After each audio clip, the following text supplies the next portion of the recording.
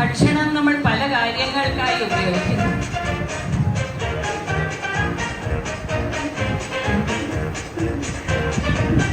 ഇവിടെ അമ്മായിമാരെന്നെ എവിടെയും വിടൂല, ഭയങ്കര ഇഷ്ട. ശിവകാന്തിന്റെ ജീവന.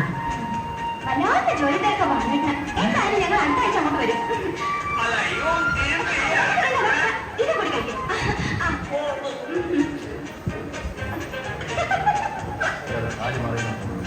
ഇത് ശരിക്കും ഭക്ഷണം നമ്മൾ പല കാര്യങ്ങൾക്കാണ് ഉപയോഗിക്കുന്നത്. ഒരു മീറ്റിംഗിന്റെ വിജയം നമ്മൾ കണക്കാക്കണമെങ്കിൽ ആദ്യം എന്തോ വേണ്ടേ? നല്ല ഭക്ഷണം വേണം. ഇവിടെ ജഗതിയുടെ വായടയ്ക്കാനാണ് ഈ ഭക്ഷണം ഉപയോഗിക്കുന്നത്. അപ്പൊ ഭക്ഷണത്തിന് അങ്ങനെ ഒരുപാട് സോഷ്യൽ കോണ്ടെക്സ്റ്റ് ഉണ്ട്.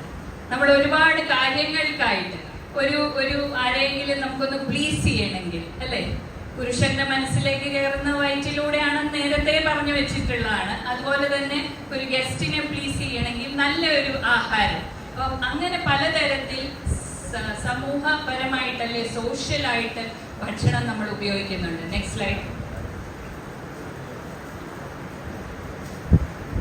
അപ്പോൾ ഫുഡ് ഹാബിറ്റ്സിൽ എന്തൊക്കെ മാറ്റങ്ങളാണ് വരുത്തേണ്ടത്? ഏറ്റവും പ്രധാനമായിട്ട് ബ്രേക്ക്ഫാസ്റ്റ് ഒഴിവാക്കാതിരിക്കുക, കാർബണേറ്റഡ് ബെവറേജസ് കുറയ്ക്കുക, ഏറെ വെള്ളം കുടിക്കുക, അതോടെ വിശപ്പ് കുറഞ്ഞു കിട്ടും.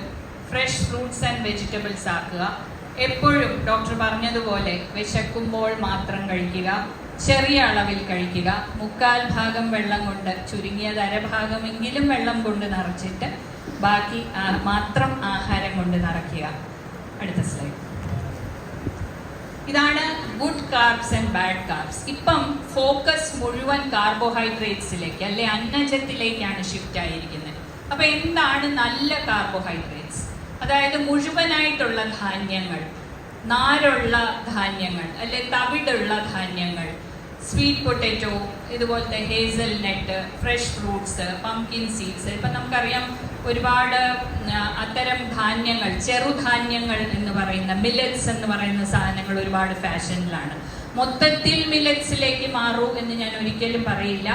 നമ്മുടെ ഭൂപ്രകൃതിക്ക്, നമ്മുടെ സോഷ്യൽ അക്സെപ്റ്റൻസിനൊക്കെ ഉതകുന്ന ഒരു ഭക്ഷണ രീതി നമുക്കുണ്ട്. അതിൽ നിന്ന് മൊത്തമായി മാറി മില്ലറ്റ്സിലേക്ക് മാറുക എന്ന് കേരളീയരോട് പറയാൻ സാധിക്കില്ല. പക്ഷേ തീർച്ചയായിട്ടും മില്ലറ്റ്സ് എന്ന് പറയുന്ന കുറച്ചും കൂടി കാർബോഹൈഡ്രേറ്റ് കുറഞ്ഞ ഒരു ഭക്ഷണമാണ് എന്ന് മാത്രം ഞാൻ ഇവിടെ സൂചിപ്പിക്കാൻ ആഗ്രഹിക്കുന്നു. ഫ്രൂട്ട്സ് കഴിക്കുമ്പോൾ ഫ്രൂട്ട്സ് ആയിട്ട് കഴിക്കുക, ജ്യൂസ് ആയിട്ട് കഴിക്കാതിരിക്കുക. ആ നാരുകളുടെ അഡ്വാൻറ്റേജ് നമുക്ക് കിട്ടട്ടെ. അടുത്ത സ്ലൈഡ്. ഇപ്പോൾ പഞ്ചസാര നമുക്കറിയാം, ഒരുപാട് ഓമന പേരുകളുണ്ട്.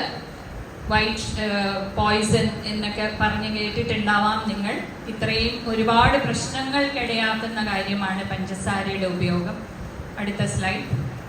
അപ്പൊ ഇത്രയുമാണ് പഞ്ചസാരയുടെ ഏകദേശ അലവൻസ്. ഒരു പുരുഷനും സ്ത്രീക്കും അവിടെയും വ്യത്യാസമുണ്ട് എന്നുള്ളതാണ് അതിൻ്റെ ഒരു പ്രത്യേകത.